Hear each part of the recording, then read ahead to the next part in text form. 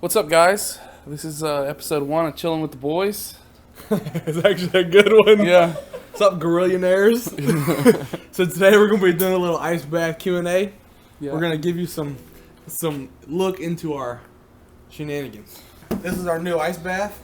We used to have a big horse trough. It was a big metal bucket. If you'd like to come see, come on, Peter. Let's give you a tour. This is our old ice bath. It's upside down to keep the rats and snakes out. This is our new ice bath. We jacked the deep freezer off of my football, and it's filled with water. And we just kind of perpetually keep it on and keep it right above freezing. Go ahead and see what the water's rocking at. So let's see. Yep, we're in the 54s, mid 54s. So for those of you that don't know, water is extremely cold. Cold water is miserable. Obviously, it can be colder. Yeah. But 55 is freaking cold. This is about as cold as we can go and still answer your Q&A. Yeah, we're just gonna be chilling. We're gonna smoke some cigars and answer some questions. So, welcome to episode 1 of Chilling with the Boys. Is it bad? No. I mean, yeah, it's really bad. Ow! Ow! It hurt! Woo! Big bumbo clot. Pussy clot! Oh! I'll stay here. I'll stay here. I can feel my sex hormone binding globulin increasing. There's someone, Oh no, the globulin! don't get water. Gotta be pushing 60 now on the globulin. Dude, it says it's a freezer instead of just ice. The part where it's like freezing? Yeah, it's cold. Fucking cold. What is your spirit animal? You know, I've thought about this a lot. But I gotta think some more because I don't remember what I thought about. I think, what was it, a couple days ago, somebody said that I would be a jaguar. Leopard. You're very streamlined like a jaguar. You Yeah. have similar build to a jaguar. I think so too. I think I'm pretty, aerodynamic. So, I like to think out of the box, so I'm gonna go for a cryptid. I would be a werewolf. that's fucking stupid.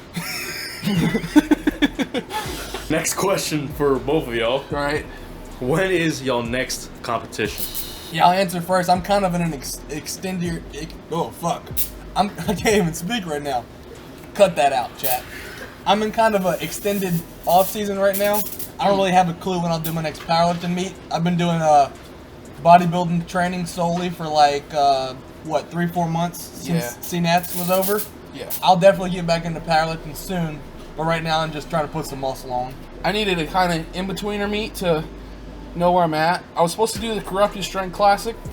That got canceled. We found one the same weekend in Florida, so your cameraman Peter and I, and Hayden, he'll be handling us.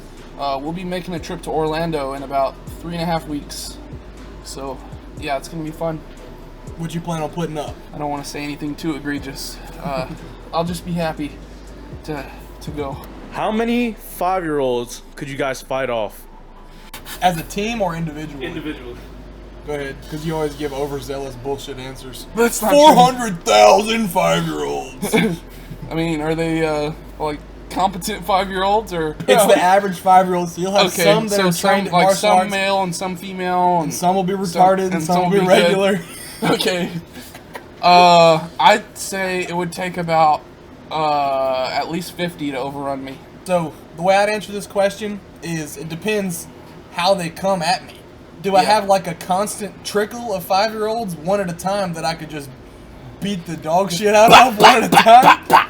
Or would it be like a wave of like 10 at a time, or just how many would I survive in a big swarm? Well, if it's just hand-to-hand combat, if it's a slow trickle of 5-year-olds one at a time, probably like 300 or 400 until I get too tired to knock them out or stomp them in their little chest. But if it's like waves of 10, that's a lot more difficult. Probably only like 2 or 3 waves. But if it's a swarm, shoot, like 20 of them would be hard to defend yourself against. I mean, how many did Chuck Norris beat up, you know? Somebody just keep that in mind, you know? Yeah. Keep that in mind. For both of y'all, top 3 artists you listen to, and someone you look up to in the fitness industry. When we're talking about in a gym setting, I like listening to classic rock, a little bit of metal, not anything too heavy. In a chilling session, I would say about 90% country music. I have no idea. There's various artists. I would say in general, probably Texas country as a genre is probably my most listened to For me, outside of the gym, similar to Spencer, mostly country, Texas country, but also like Appalachian country, like Tyler Childers and such. Good choice. In the gym, top 2 artists, Lorna Shore and Gojira, and the number 3 would just be assorted EDM artists. I don't really keep track of their names. I'm gonna go ahead and shout my boys out. Look up to Megan Gojira, Jesus Olivares, and Pablo Olivares. Those are my boys. If y'all haven't already, go check out Iron Theory. They're doing some special things. You know, as far as guys in the fitness community that I look up to, I don't know if I don't really know if there's any that I really look up to a lot, but there's some that I certainly like admire. In the powerlifting community, yeah, Jesus Olivares is a mind-blowing athlete. Easily the most impressive powerlifter of all time. Dots is one thing, but raw strength is another. There's a lot of bodybuilders I think are phenomenal. I like Wesley Vissers, Vintage Genetics, my favorite bodybuilder. If you guys pulled today, who is pulling more? What a question. I haven't deadlifted in a while, but I think we answered that question at the deadlift party. I would pull more right now. Conventional? It'd be an interesting battle. I think it would still be me. But both of us on our best day, that's not even close comparison. So, What is your favorite muscle group to work out? You know, this is a phenomenal question. It's an age-old debate between gym bros.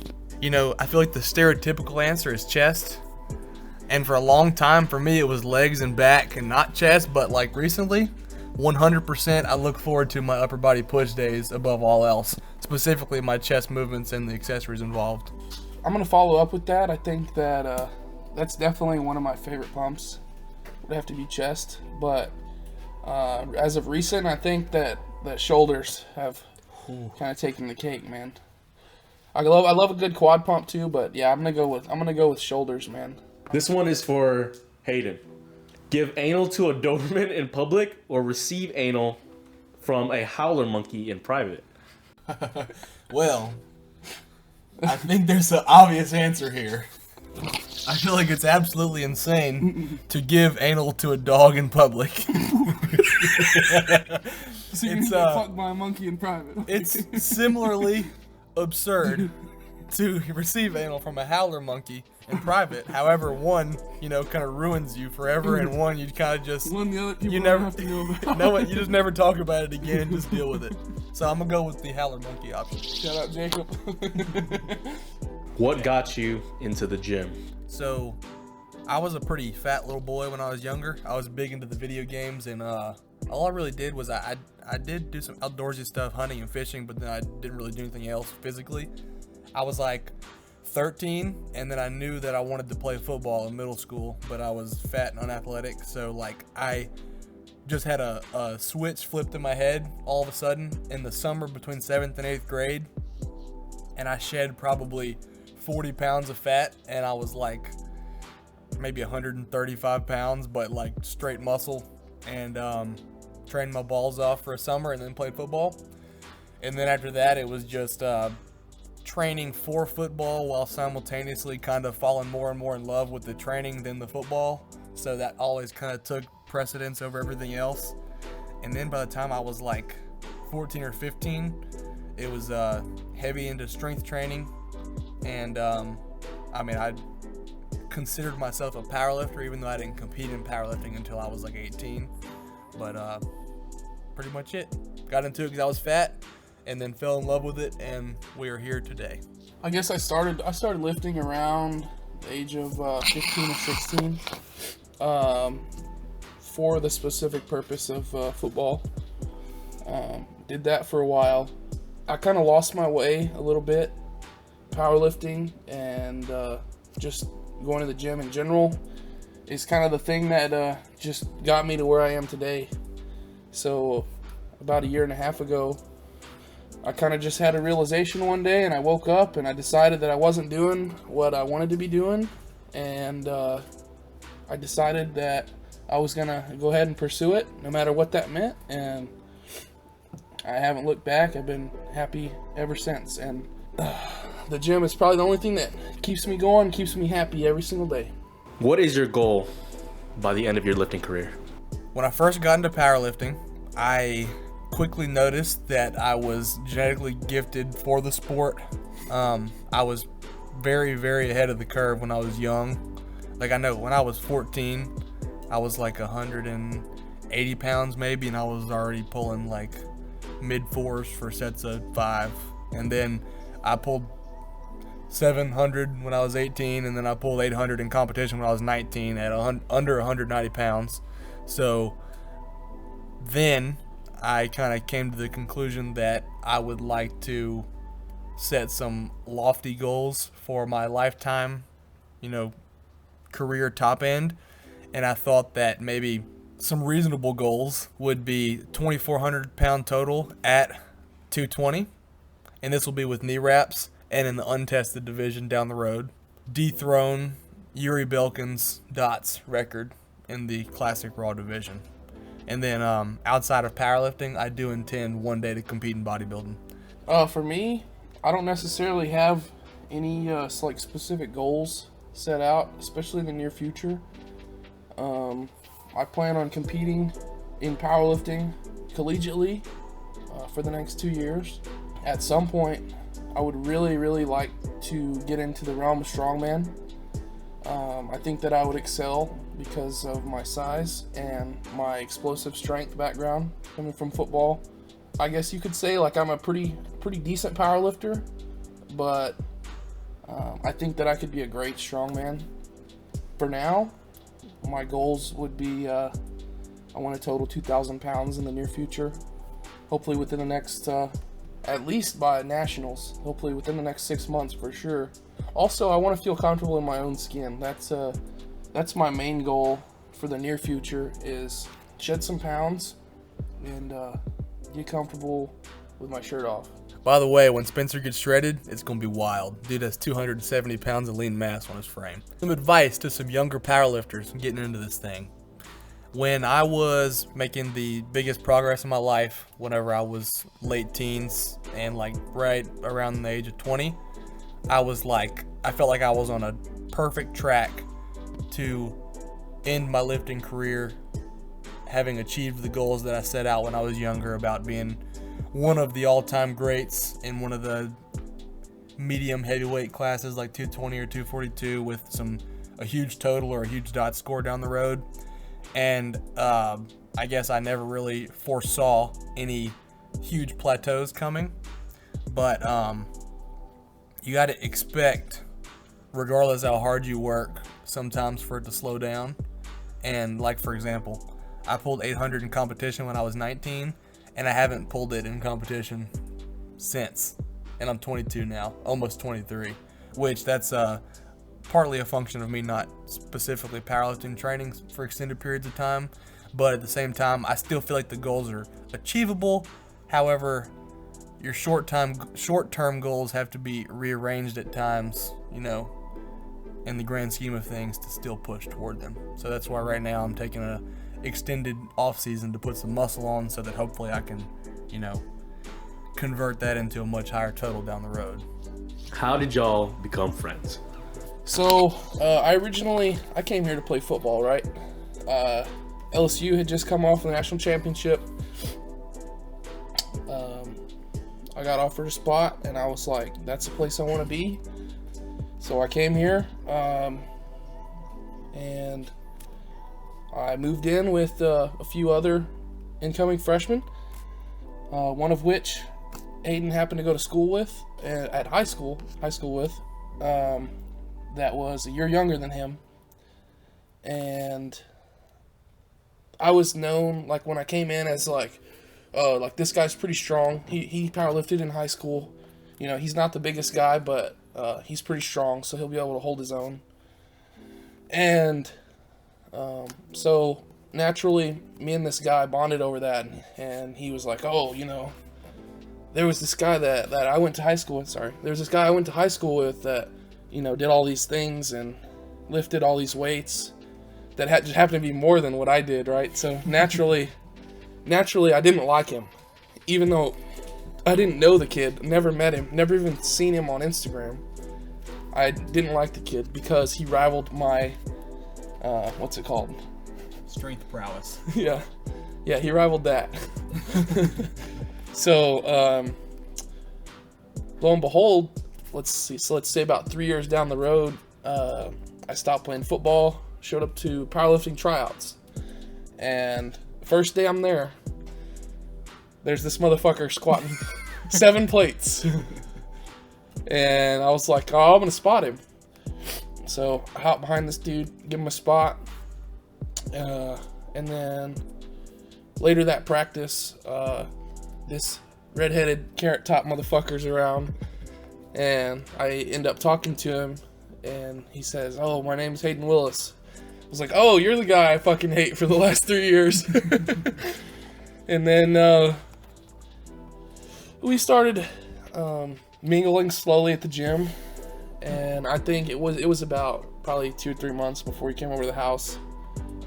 Nolan and I were friends first, and we got pretty close, and slowly we invited Hayden around, and then since the past, like, I don't know, 8 months, since January or so, he's been pretty much attached to us at the hip. And now we live together, so Pretty quick, huh? I think that's pretty cool, man. He's one of the best dudes I know. I appreciate that. From my perspective on how we met, you know, I didn't really know of Spencer until he spotted me on that squat. So I didn't know he hated me or didn't hate me, whatever. But I thought he was a very cool dude from the jump. Yeah, we hung out a little bit in the gym to start. And then once we actually started hanging out, I feel like we're very similar in a lot of ways. So it was pretty natural. So we watched a Greg Doucette video recently where he had 1,000 of his subscribers fill out a survey of their bicep size to get a relative bicep size for the general gym population. So we're going to go ahead and measure ours in a little bit to give y'all a little bit of insight to show you where we stack up. On that note, also, I would probably hypothesize that our arms might be like a 1/4 inch smaller than usual, having been in a cold tub for, what, 40 minutes? 40 minutes, yeah. So, cut us some slack, specifically me. All right, guys, we're getting out. We'll talk to you in a minute. Woo-wee! I can't move. I can't bend my legs. Woo-wee! Son of a bitch. Oh, fuck. My dick is so hard. What's up, Gorillionaires? So we just got out of a 30-minute ice bath. You see we got dicked out in the warm clothes. I'm still I'm still shivering. I don't know about Big Boy, but we finna measure our arms. Big boy cold too. I think we should get a like plus 2.5% multiplier because we just been in an ice bath for 40 minutes. So I will give a little bit of reference range. So out of 1,000 people, out of 1,000 gym goers, the average bicep size was 15.5 inches. So that's a 50 percentile mark. And then I want to say 17 inches was 91st percentile. 91st percentile, okay. And then I think anything over 19 was the 99th percentile. So we'll see where we're at. Find the peak of the tricep, peak of the bicep.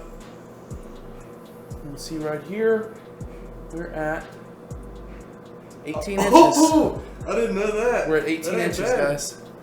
Okay, so that's around the 95th percentile. Give me 18.25 on whenever I'm not right out of the ice bath. So 18 inches, 95th percentile gym goers. honestly, I'm not mad at that at all. I didn't know I was at 18 yet. At So under 200 pounds. not bad. For his height specifically, that's definitely the 99th percentile. Maybe. It's the peak of the big sweeping tricep. Look at that. There's the peak. Exactly 20. Pretty juicy right there. Alright, now for the camera. We gotta get a flex together. Let's do it. Cold. 18 versus 20.